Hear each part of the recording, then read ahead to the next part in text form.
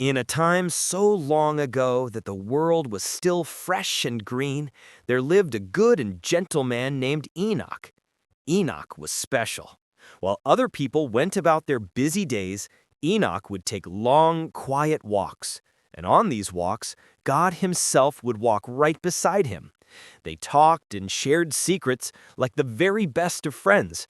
And because their friendship was so pure and true, God decided to show Enoch the secrets of the entire universe. The adventure began when a deep sadness started to spread across the earth. High above, in the beautiful starry heavens, God had special helpers called the Watchers. Their job was to be loving guardians for the people below. But one day, a group of 200 of these shiny angels looked down and became lonely. They decided to break a very important rule. Led by their captain, Samyaza, they left their homes in the stars and came down to live on Earth. This was the start of a very big problem.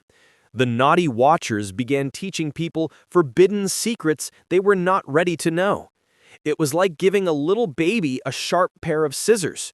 One powerful angel, Azazel, taught people how to make sharp swords for fighting.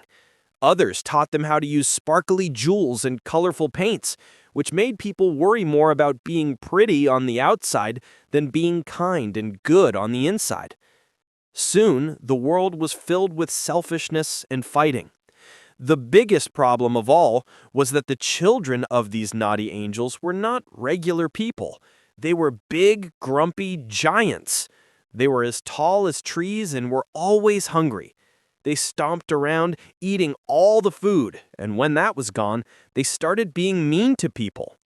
The whole world became a scary, unhappy place, and the sad cries of the people traveled all the way up to heaven. God saw the mess and knew he needed a helper. He chose his best friend, Enoch. To prepare him, God sent the kind angel Uriel to give Enoch a magical tour of the universe. Together, they flew up, up, up, past the moon. Enoch saw the secret storehouses where God keeps the wind, and the frosty rooms where every single beautiful snowflake is made. He saw the gates at the edge of the world where the sun peeks out every morning and where it goes to sleep every night. Enoch saw that God had made everything to work in perfect, beautiful harmony. After seeing how things were supposed to work, Enoch was ready for his mission. He became Enoch the brave messenger.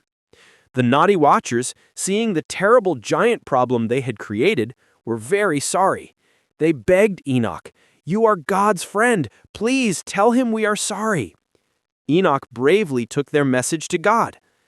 God's heart was sad, but he gave Enoch a sad but necessary promise to deliver.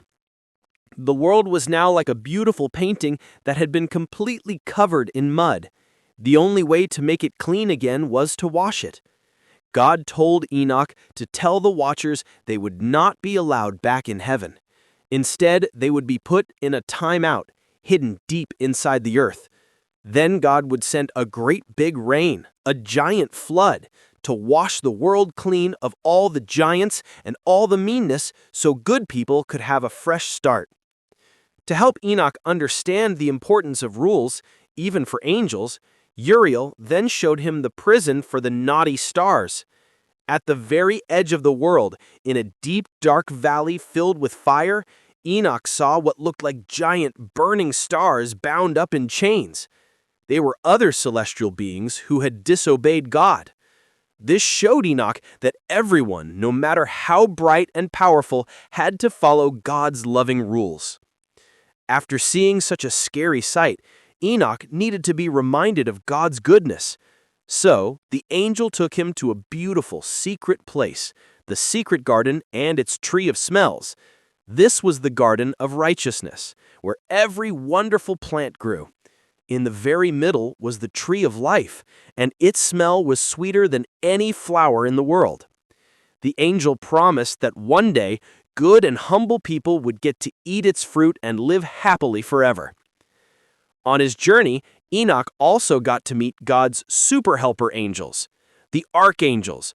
There was Michael, the gentle protector, Raphael, the great healer, Gabriel, the powerful messenger, and his friend Uriel, the angel of light.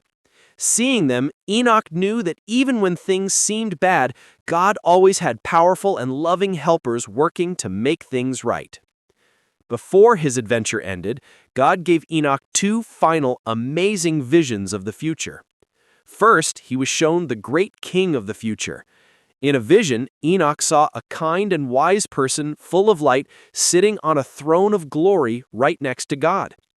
God explained that this Son of Man had existed even before the world was made, and one day he would come to be a light for everyone and bring true justice and peace to the world. Then God gave Enoch a dream of the sheep and the wolves.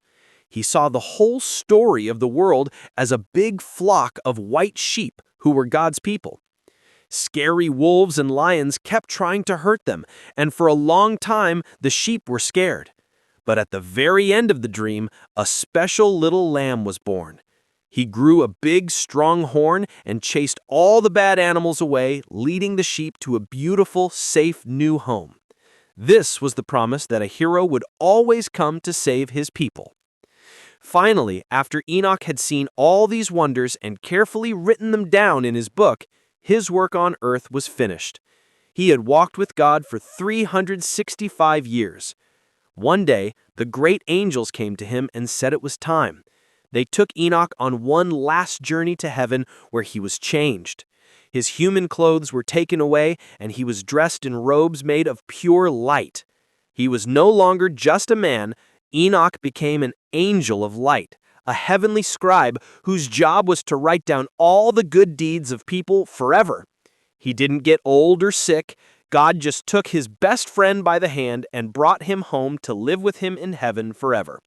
And the amazing stories from his secret book were left behind for us, a grand adventure to remind us that we should always be kind, that there are more wonders in heaven and earth than we can imagine, and that love and light will always win in the very end.